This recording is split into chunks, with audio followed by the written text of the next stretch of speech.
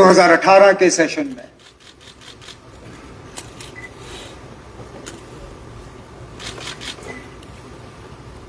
इन 6-6.5 साल के अरसे में इतना कुछ बदला कि कभी कभी यकीन नहीं आता। हमने इतना कुछ खोया है। कभी कभी जब मैं सोचता हूं कि हम कहां पे थे, आज कहां पे हैं, तो यकीन नहीं होता। जब मैं पिछली बार इस हाउस में खड़ा था, हम एक रियासत थे, हमारा अपना झंडा था, अपनी कॉन्स्टिट्यूशन, आईन। इस मुल्क में हमारा एक हमारी अलग हैसियत थी, अलग मुकाम था। वो सारा कुछ हमसे लिया गया। लेकिन जहां पर मुझे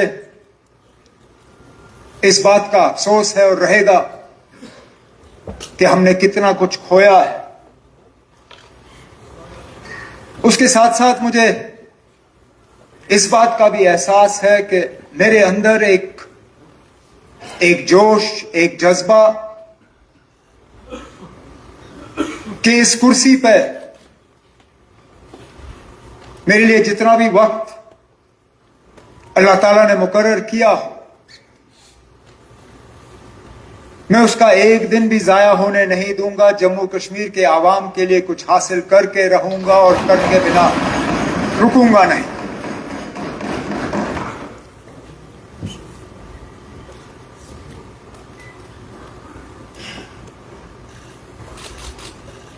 ये पहला सेशन इस असेंबली का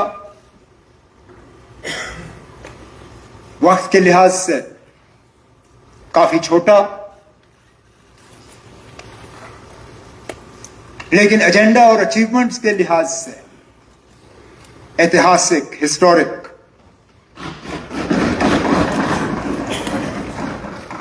मैं सबसे पहले तो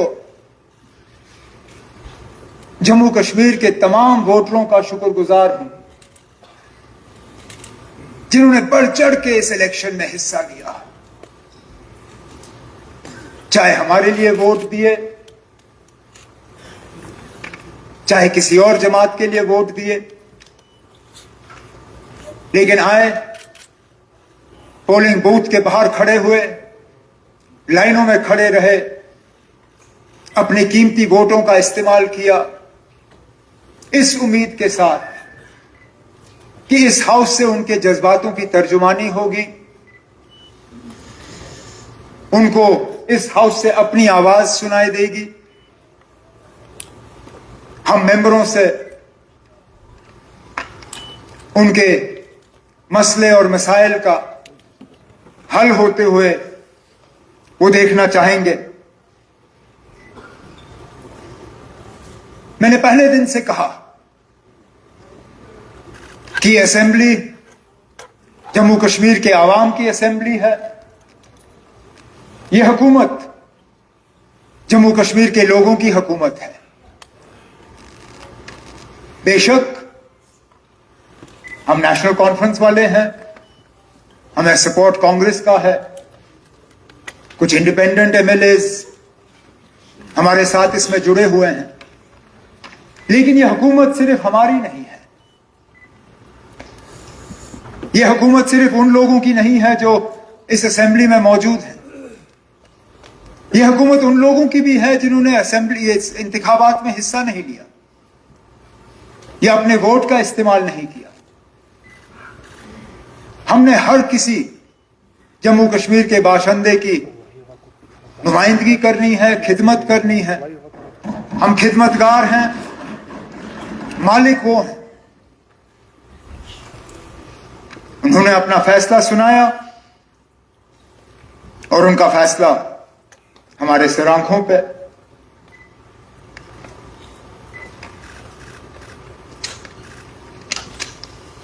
शायद बहुत लोग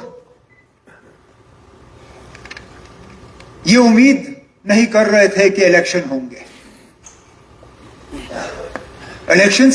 इलेक्शन ऐलान होने से कुछ दिन पहले भी कई सारे लोग मुझे मिले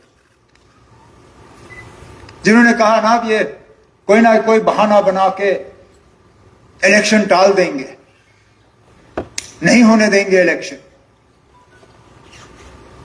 यहां तक कि मैं मान के चलता हूं कि कुछ लोग ऐसे थे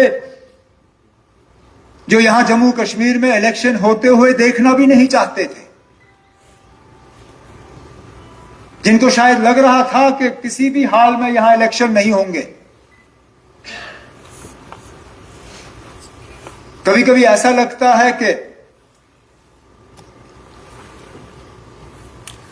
कोई तैयारी नहीं थी कि कभी दोबारा यहां जम्मू कश्मीर में एक लोगों की चुनी हुई असेंबली होगी।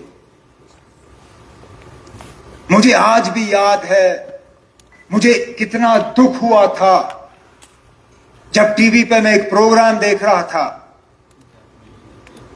और मैंने जब वो सेट देखा, मैंने कहा ये तो बहुत जाना पहचाना लगता है।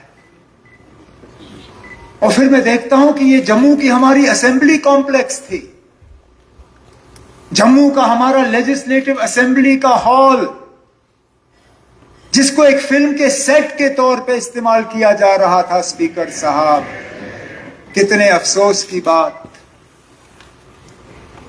जब हुकूमत को डॉक्यूमेंट स्कैनिंग का सिलसिला करना था, उनको और कोई जगह नहीं मिली। जम्मू का हमारा असेंबली कॉम्प्लेक्स उनके हवाले किया गया।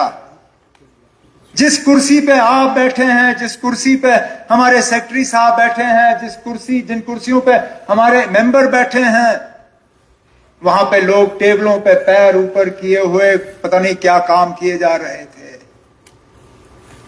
शायद ये सोचते हुए कि ये गए, नहीं आएंगे फिर।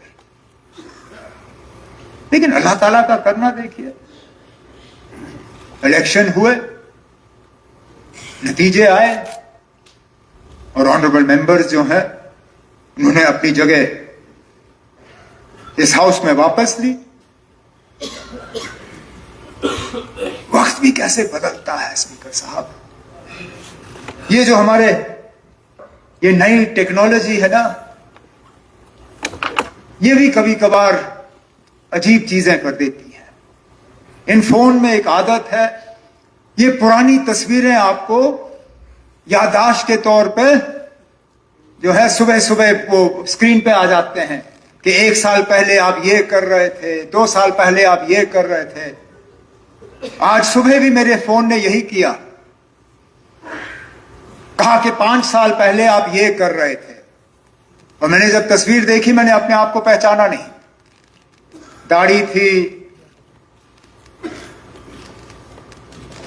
जम्मू कश्मीर रियासत का गेस्ट हाउस में मैं मेहमान बना हुआ था, अपनी मर्जी से नहीं। हमारे कई सारे साथी यहां SKICC में बैठे हुए थे, वो भी अपनी मर्जी से नहीं। बर्फ पड़ी हुई थी, आज तो सूखा है, 5 साल पहले इसी दिन जबरदस्त बर्फ पड़ी थी। और हमें बेइज्जत करने की कोई कसर बाकी नहीं रखी गई थी उस वक्त।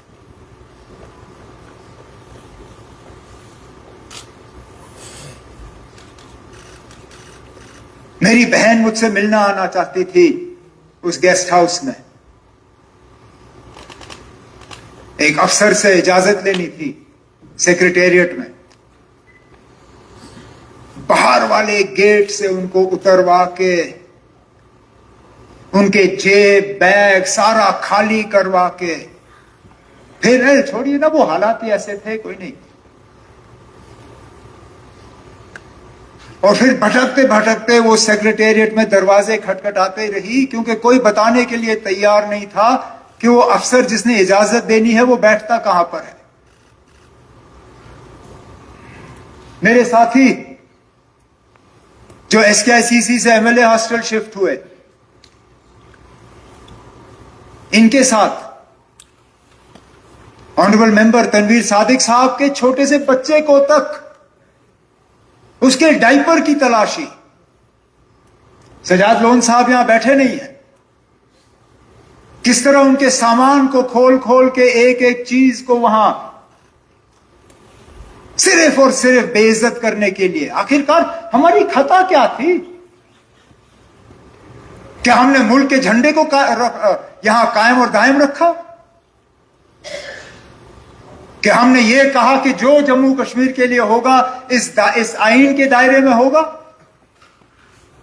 हमने इलेक्शन लड़े। और क्या खता थी हमारी? खुदा ना खास्ता मुल्क के खिलाफ हमने कोई बगावत नहीं की, लेकिन वो दौर कुछ और था। चलिए, जैसे कहते हैं, रात गई बात गई, वो दिन भी गया।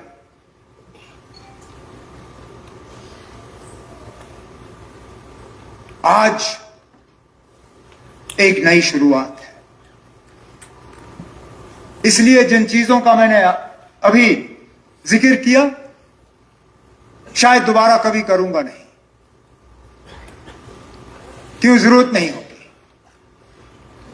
मैं उन लोगों में से नहीं हूं जो हमेशा पीछे मुड़ के देखे।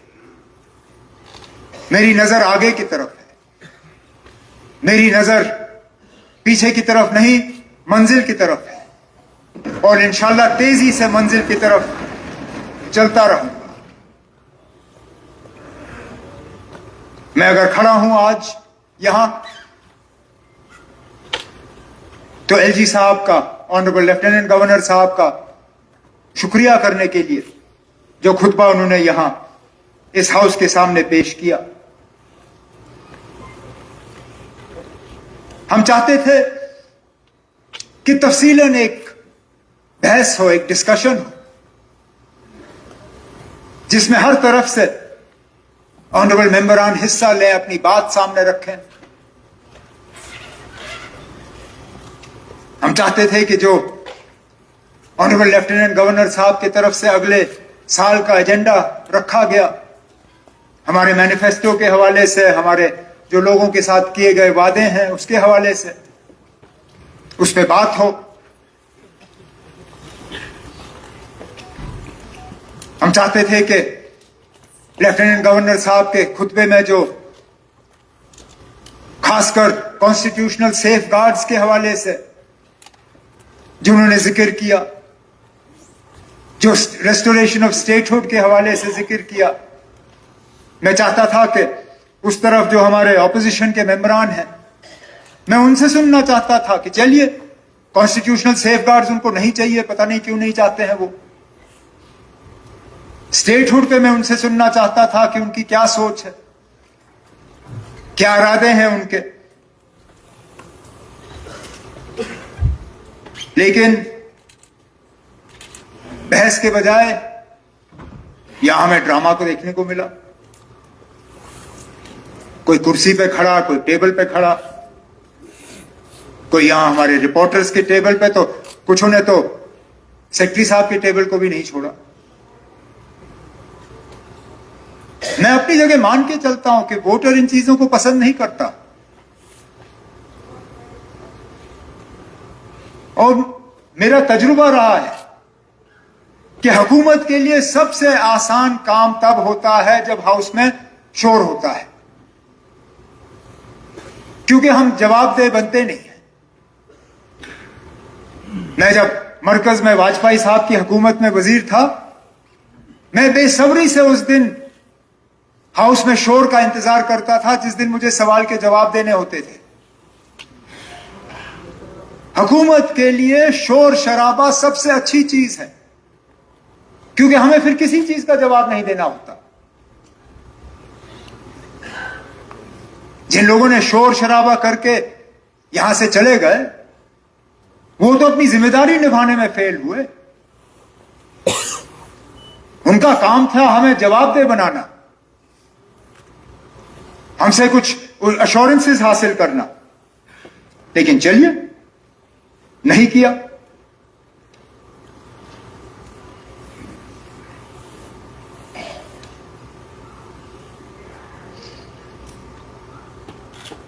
स्पीकर साहब, पिछली बार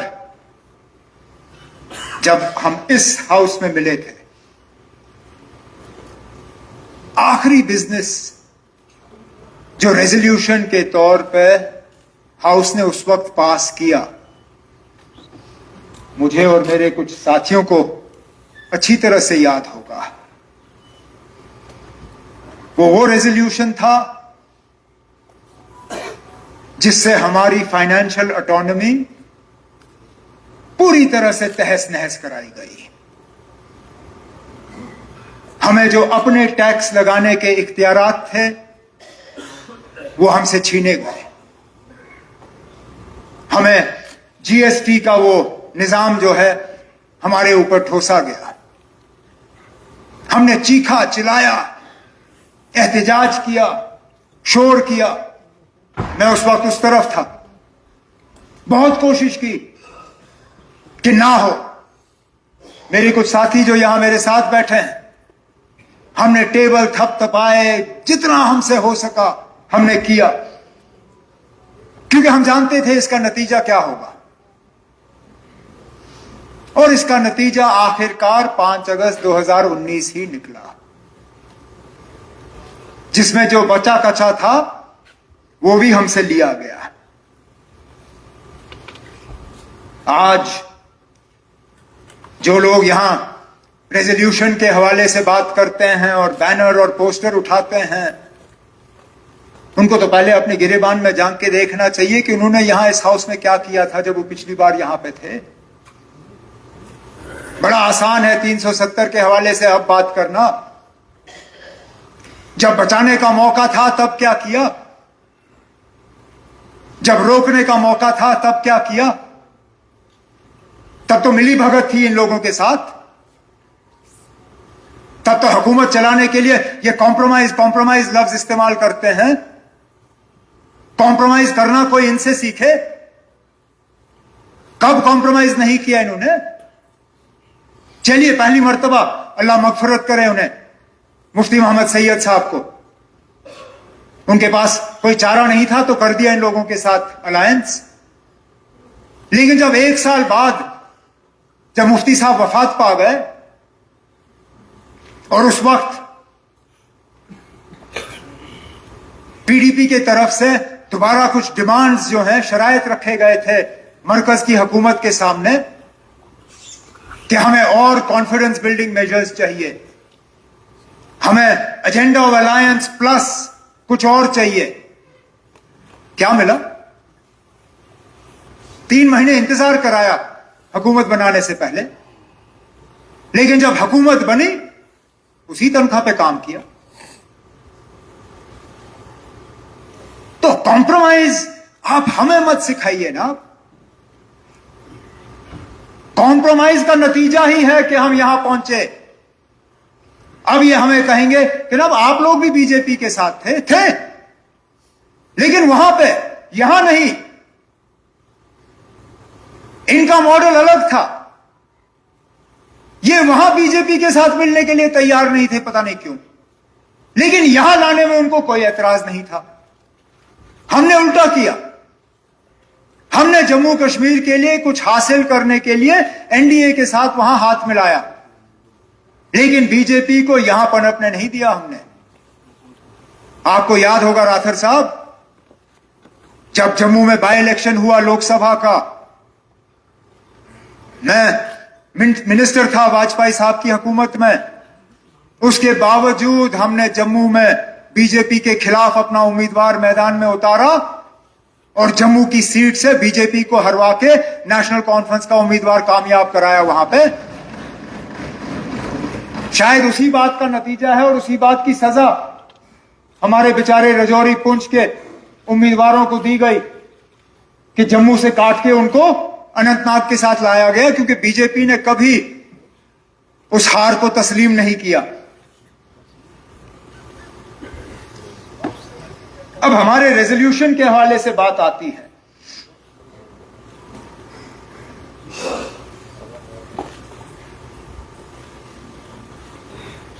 कहते हैं कि this resolution is a compromise. कहां का कॉम्प्रोमाइज था? पहले दिन तो इसी रेजोल्यूशन को लेके ये सब टेबल थपथपा रहे थे। चलिए, अगर उस वक्त माहौल में और गर्मी में एहसास नहीं हुआ। 10-15 मिनट के बाद तो पढ़ा होगा। मुझे गले लगने आए मेरे चेंबर में, मुझे शुक्रिया और मुबारक किया। तब तक तो पढ़ा होगा। मैं मानता हूं जब यहां हाथ में हिला रहे थे तब शायद पढ़ा नहीं था, लेकिन हाउस एडजर्न होने के बाद जब बाहर आए तब तक तो पढ़ लिया होता। लेकिन मुझे गले लगे, मुझे मुबारकबाद किया, कहा कि ये हिस्टोरिक है। पता नहीं 10-15 मिनट में हिस्टोरिक कॉम्प्रोमाइज कैसे बना। जब ऐसा रेजोल्यूशन लाना जो फटाफट मरकज रद्दी की टोकरी में फेंके, ये तो कोई भी बेवकूफ कर सकता है। इसमें कौन सी अक्लमंदी है।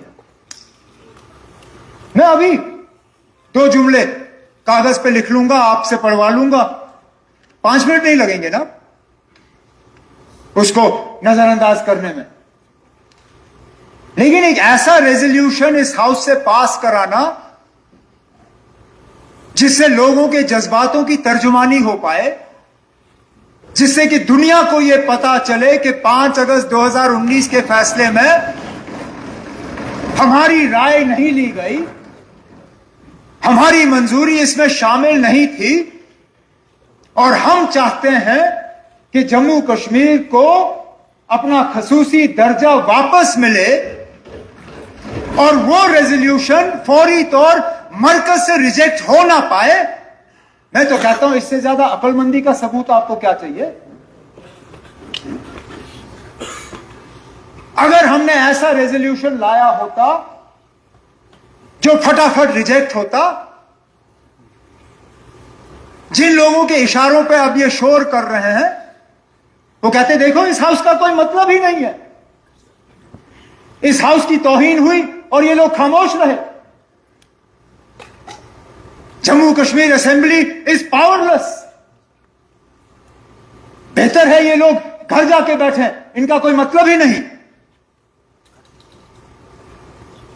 लेकिन कुछ तो इस रेजोल्यूशन में है कि आज भी तकरीरों में honourable home minister of India, honourable prime minister of India, बाकी senior minister government of India के इस रेजोल्यूशन के हवाले से बात करके हमें निशाना बना रहे हैं। अगर ये कॉम्प्रोमाइज होता, अगर ये कमजोर होता, अगर ये उसमें कुछ होता नहीं तो इस रेजोल्यूशन का कहीं जिक्र ही नहीं होता, खामोश रहते, इसके हवाले से कुछ कहने की जरूरत नहीं पड़ती। उनका जिक्र करना ही इस बात का सबूत है कि जम्मू कश्मीर लेजिस्लेटिव असेंबली ने जो करारदाद, जो रेजोल्यूशन यहां से पास किया है वो वाकई एक हिस्टोरिक रेजोल्यूशन है। इससे दरवाजे खुल जाते हैं, दरवाजे बंद नहीं होते। हमें फ्यूचर की तरफ देखना है, ये देखते हुए कि माजी में हमारे पास क्या था। हम कोई ऐसे अल्फाज इस्तेमाल नहीं करना चाहते थे जिससे कि हम कहीं किसी दायरे में बंद हों या हमारे ऑप्शंस रिस्ट्रिक्ट हों। इसलिए हमने जानबूझ के जम्मू कश्मीर के स्पेशल स्टेटस के हवाले से बात की। मैं जानता हूं इस मौजूदा हुकूमत से, मरकज की हुकूमत से हमें कुछ खास मिलने की उम्मीद नहीं है, लेकिन ये हमेशा के लिए नहीं होंगे। कभी ना कभी तो निजाम बदलेगा, कभी ना कभी तो हालात बदल जाएंगे। तो हम क्यों पहले ही अपने आप को किसी दायरे में बंद करें और कहें कि हम इतना ही आपसे मांगेंगे, इससे ज्यादा नहीं। इसलिए सोच समझ के हमने अल्फाज वो इस्तेमाल किए। कल को मुमकिन है मेरी हुकूमत नहीं होगी, कोई और यहां बैठा होगा और मरकज की हुकूमत बदल गई होगी। उनके लिए एक रोड मैप आगे चौक करना, एक डायलॉग प्रोसेस को आगे बढ़ाना ज्यादा आसान होगा बनिस्बत के अगर हमने अपने आप को एक दायरे में बांधा होता,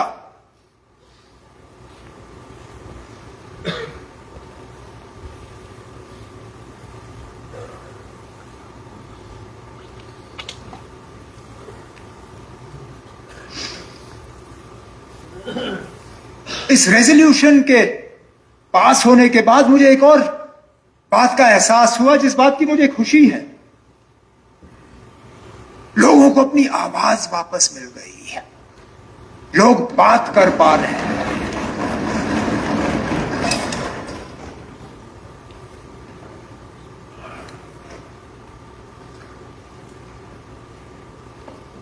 हमें एक घुटन सा महसूस हो रहा था, लग रहा था कि हम बात नहीं कर सकते, अपने जो अंदर के ख्यालात हैं उनको हम बाहर ला नहीं सकते। ऐसा लगता है जैसे लोगों के कंधों के ऊपर एक जो बोझ था, एक दबाव था, वो उठ गया है। मुझे इस बात की भी तसल्ली है कि कई सारे वो लोग जो 5 साल पूरी तरह से खामोश हो गए थे, जिनके कलम चलना बंद हो गए थे, जिनके कंप्यूटर के कीबोर्डों पे जंग लग गया था, जो सोशल मीडिया को भूल गए थे, आज अचानक उनको भी अपनी आवाज जो है दोबारा बहाल करने का एक मौका मिल रहा है। पिछले 5 साल तक क्या वजह थी कि वो बोल नहीं पाए, मैं इसमें कह नहीं सकता, लेकिन अच्छी बात है कि आज कम से कम वो अपने आप को इतना मतलब आजाद महसूस करते हैं कि वो खुल के अब अपनी बात जो है सामने लाते हैं। और जमहूरियत का एक बहुत बड़ा हिस्सा फ्रीडम ऑफ स्पीच है, बोलने की आजादी। अब इसमें आगे और हमें ज्यादा जाना होगा, मैं थोड़ी देर के बाद उस पर भी आ जाऊंगा।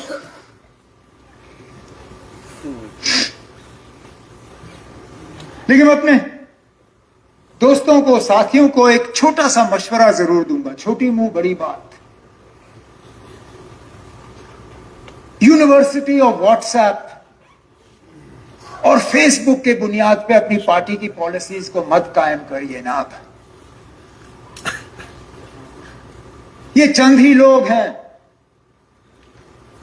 जो व्हाट्सएप और ट्विटर पे तबसरा करते हैं, और आप लोग जो है फिर उसी चीज को एजेंडा बना लेते हो। ये खैर का नहीं है आपके। ये वो लोग हैं जिन्होंने 5 साल आपको याद नहीं किया, अब अचानक उनको याद आया है।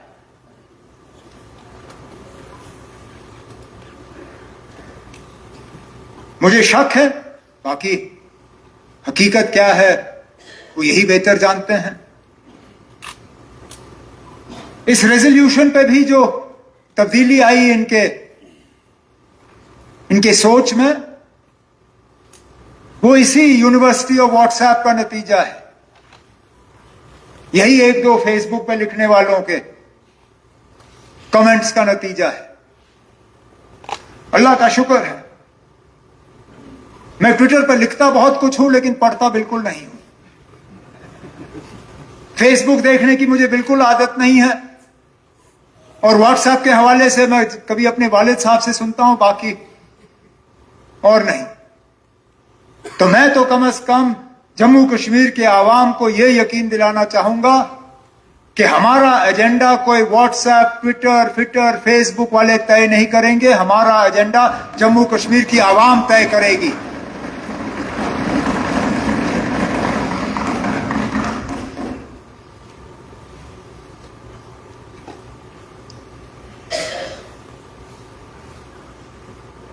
लेकिन सिर्फ ये रेजोल्यूशन नहीं है जो हमने किया। बेशक हमें अभी महीना भी नहीं हुआ है, लेकिन यहां खासकर जो विंटर जोन है, कश्मीर, पीर पंचाल का हिस्सा, चिनाब का हिस्सा, वहां के बच्चों का, पेरेंट्स की एक बहुत बड़ी मांग थी कि इम्तिहान का टाइम टेबल जो है वो चेंज किया जाए। मार्च के सेशन के बजाय नवंबर में इनके इम्तिहान होने चाहिए। ये भी अगर आप देखें तो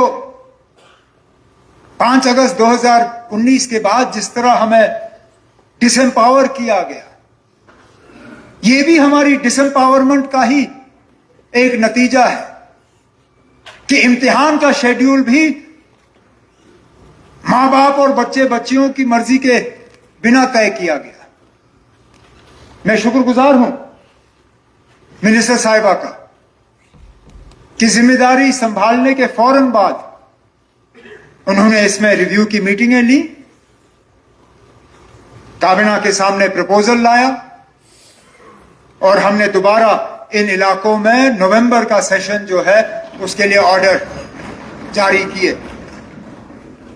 इसी तरह रिक्रूटमेंट का सिलसिला शुरू हुआ है, उसमें भी तेजी आएगी। यहां कुछ ऑनरेबल मेंबरों की तरफ से कुछ मशवरे दिए गए जिनको आगे जाके हम देख लेंगे। लेफ्टिनेंट गवर्नर साहब के खुतबे में जो बिजली को लेके हमारे वादे हैं लोगों के साथ, उसका जिक्र हुआ है, उसको भी जल्दी अमली जामा पहना के लोगों के सामने जो है एक ऐलान के तौर पे हम रखेंगे।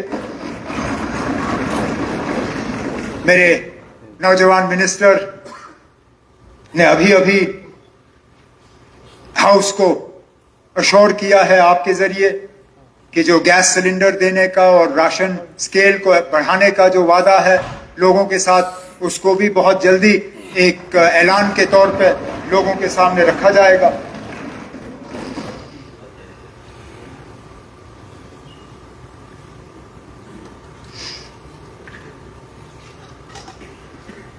स्पीकर साहब, हम एक यूनियन टेरिटरी है।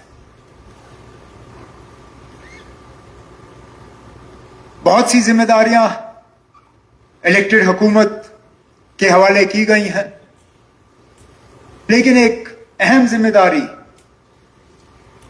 यहां के हालात को साजगार रखने का, लॉ एंड ऑर्डर मेंटेन करने का, मिलिटेंसी, टेरर, वायलेंस के खिलाफ पॉलिसी, स्कीम और एक डायरेक्शन देने का, वो इख्तियारात इलेक्टेड गवर्नमेंट के पास नहीं है।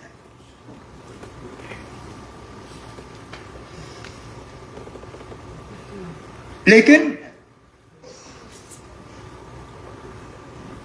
हालात एक वैक्यूम में नॉर्मलाइज नहीं किए जा सकते। इलेक्टेड गवर्नमेंट और लेफ्टिनेंट गवर्नर साहब के एडमिनिस्ट्रेशन का इस मामले में करीबी तालमेल है। किसी को भी इस शक में नहीं रहना चाहिए कि इलेक्टेड गवर्नमेंट और पुलिस के दरमियान किसी तरह की रसाकशी है या किसी तरह का कंफ्यूजन है। मैं पुलिस, बिलखसूस अपने जम्मू कश्मीर पुलिस, बल्कि यहां बाकी जो सेंट्रल फोर्सेस हैं और जो सिक्योरिटी के बाकी फोर्सेस हैं, उनको अश्योर करना चाहता हूं कि हालात को नॉर्मल रखने में और यहां अमन कायम करने में हमारी हुकूमत पूरी तरह से उनके साथ खड़ी है।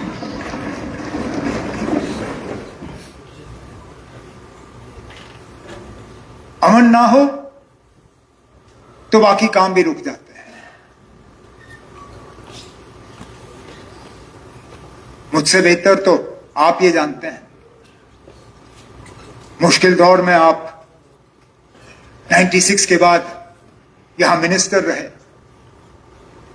आप जानते हो कि जब हालात खराब हो जाते हैं बाकी काम करना लगभग नामुमकिन हो जाता है। तो हमारी भी एक जिम्मेदारी बनती है कि हम जम्मू कश्मीर में हालात ठीक रखें, ताकि जो हमने डेवलपमेंट को लेके, रिप्रेजेंटेटिव गवर्नमेंट को लेके यहां एक तरक्की का नया दौर शुरू करने का जो हमने लोगों के साथ वादा किया है उसको हम पूरा कर सकें। लेकिन और ये मेरे एक साथी ने, आज मैं सुबह उनकी जब तकरीर सुन रहा था तो ये बात उन्होंने भी किया एक अलग अंदाज में। हालात साजगार रखने के दो तरीके हैं। या तो आप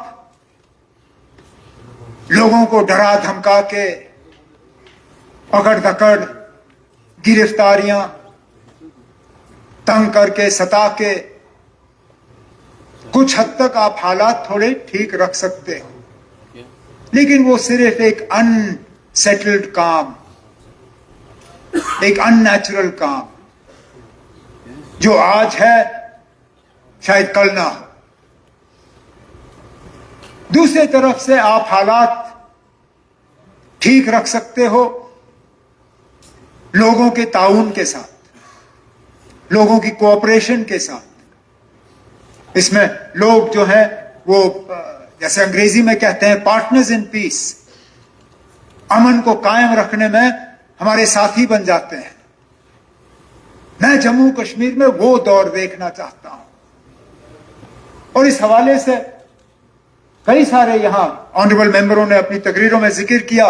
बदकिस्मती से आज वो इख्तियारात हमारे पास है नहीं, लेकिन मैंने तब भी जम्मू कश्मीर पुलिस के अफसरों के साथ इन मामलों पे बात की है। जिस तरह हाईवे के हवाले से आप लोगों ने बात की, आम लोगों को हाईवे पे चलना कितना मुश्किल लगता है जब फौज की गाड़ियां या सिक्योरिटी फोर्सेस की गाड़ियां चलती हैं। मैंने उनसे कहा है कि कोई हमें ऐसा तौर तरीका देखना होगा जिससे कि उनकी भी हिफाजत बनी रहे, हमारे सिक्योरिटी फोर्सेस की, लेकिन लोगों की भी परेशानी कम हो। सीआईडी वेरिफिकेशन के हवाले से बदकिस्मती से इस सीआईडी वेरिफिकेशन को कुछ वक्त के लिए, मैं अंग्रेजी लफ्ज इस्तेमाल करूंगा, इट वाज वेपनाइज्ड, उसको एक हथियार के तौर पे इस्तेमाल किया। Passport verification, government job verification, ये बाकी चीजें जानबूझ के उसको इस्तेमाल किया गया लोगों को तंग करने के लिए, बजाय के लोगों के दिल जीतने के लिए। इसमें भी कोशिश की जा रही है कि कुछ हद तक एक नरम रवैया जो है वो अपनाया जाए, ताकि लोगों को इसमें भी थोड़ी सी राहत महसूस हो।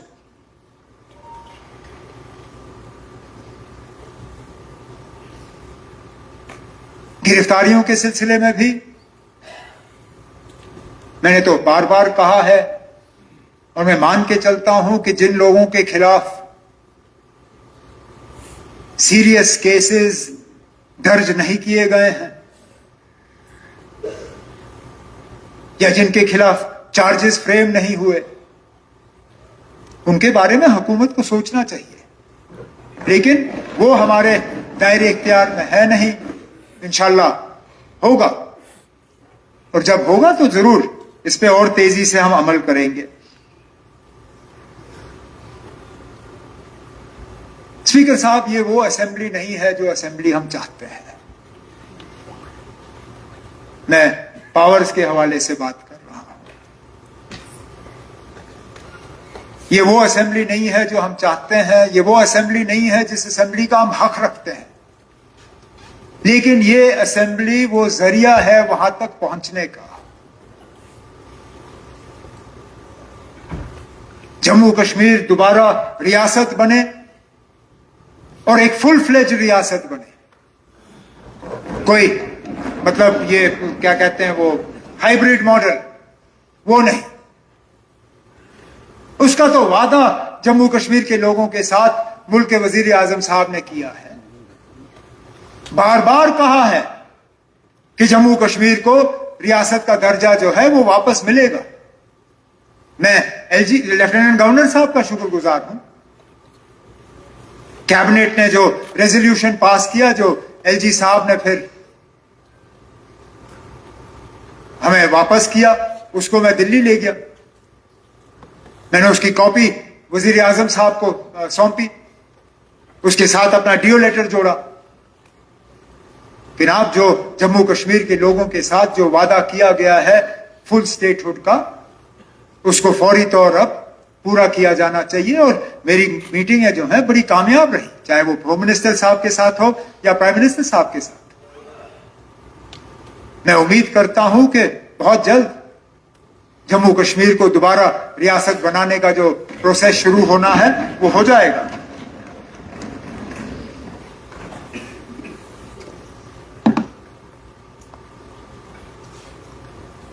मेरी दिल्ली की मीटिंगों को लेके कुछ लोगों ने मजाक भी उड़ाया। कोई नहीं ना, अब ठीक है। मुझे नतीजों से गर्ज है। मैं दिल्ली में पावर मिनिस्टर से मिला, उन्होंने फौरी तौर जम्मू कश्मीर के लिए 300 मेगावाट एडिशनल पावर सर्दियों के लिए सैंक्शन किया, ताकि यहां पावर के कट्स जो हैं वो कम हो जाए।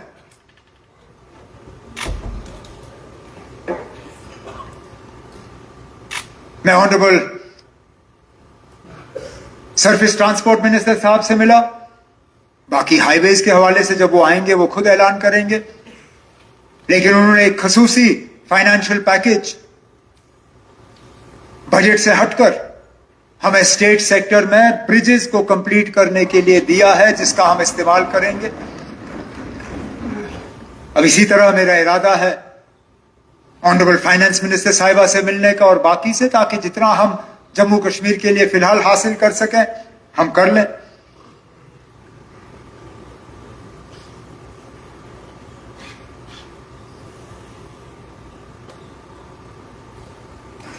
हमें इज्जत से रहने का हक है स्पीकर साहब।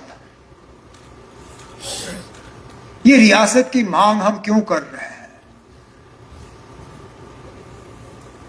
क्योंकि आखिरकार हमारी शनाख्त, पहचान,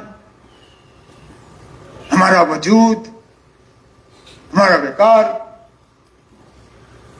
कहीं ना कहीं हमें लगा कि इन चीजों को जख्म पहुंचा और इन पे मरहम लगाने के लिए रियासत का दर्जा हासिल करना एक शुरुआत है। लेकिन इसके साथ साथ बाकी रियासतों की तरह हमारी जमीन पे हमारा अपना हक होना चाहिए, हमारे रोजगार पे हमारा अपना हक होना चाहिए, हमारी रिसोर्सेज पे हमारा अपना हक होना चाहिए।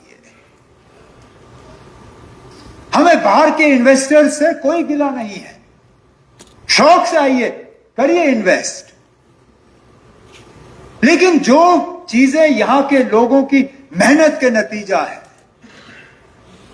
उनकी टैक्स का नतीजा है, जो हमने एसेट्स बनाए हैं, उनको हम बेचने के लिए तैयार नहीं है स्पीकर साहब। वो हम दूसरों के हवाले नहीं करेंगे। यहां कुछ लोगों को गलतफहमी है कि हम गुलमर्ग या पहलगाम बेचने वाले हैं। वो इस गलतफहमी से बाहर आए। हम अपने क्राउन जूल्स, अपने एसेट्स को बेचने के लिए तैयार नहीं है। आप बाहर से आके यहां इन्वेस्ट करना चाहें, नया बनाना चाहें, शौक से करिए।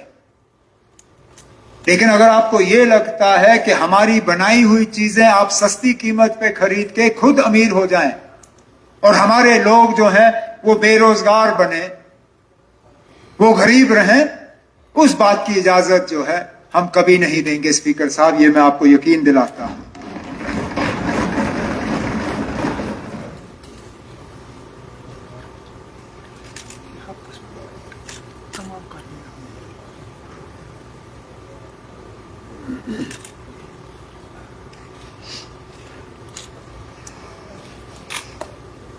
हमारे इरादे सही हैं,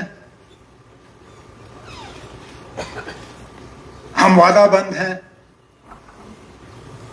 कि जो हमने इलेक्शन के दौरान अपने आवाम से, जम्मू कश्मीर के लोगों से, अपने वोटरों से वादे किए,